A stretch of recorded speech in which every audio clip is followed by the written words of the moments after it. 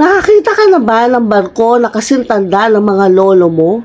BRP Sierra Madre. BRP Sierra Madre. BRP Sierra Madre in the West Philippine With Sea. the armed forces vowing to resist if China tries to remove warship BRP Sierra Madre from Ayungin Shoal.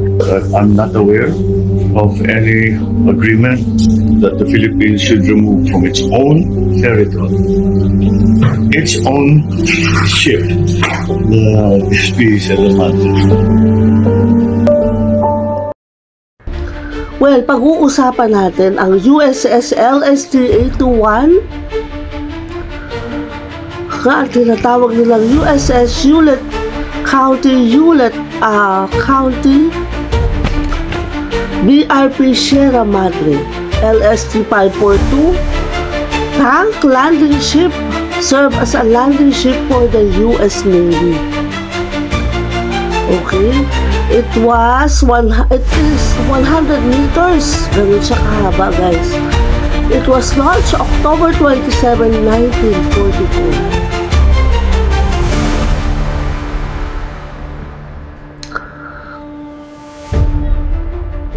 It is in active duty, okay, and under the military USS LST-821, okay.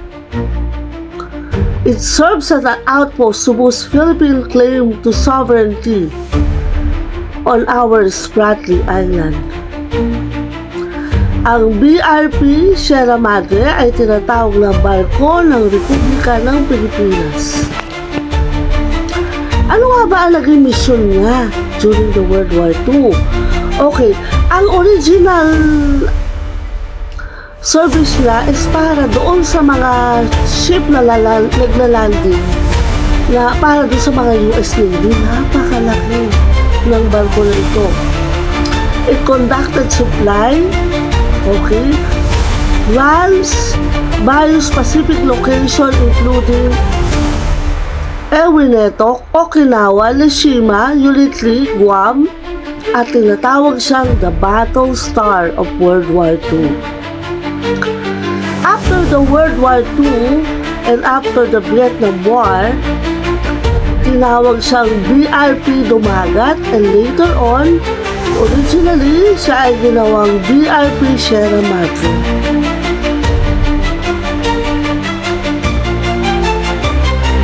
In 1999, Philippine Navy runs on the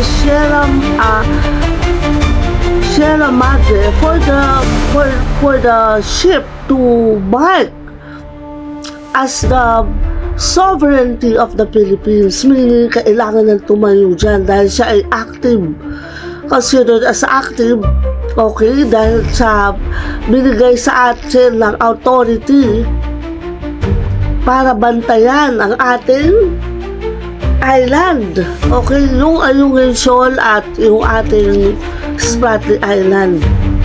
Okay, so maraming umaagaw dito na sa islang ito, dito sa ano na ito, kung bakit maraming nagtangka na siya ay puntahan, hindi sila nagiging successful kasi parang nagkakaroon ng aksidente tuwing lumalapit sila doon sa mahiwagang barko na to, guys.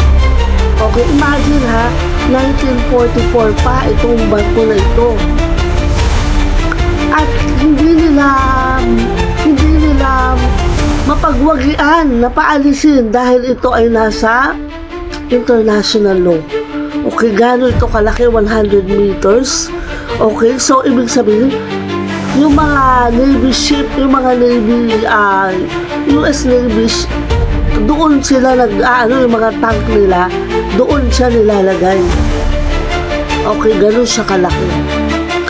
At ang kailangan siguro ng gobyerno dito, guys, is i-retrieve nila o kanilang dapat natin itong i-preserve or kumbaga sa bahay dapat natin itong i-renovate.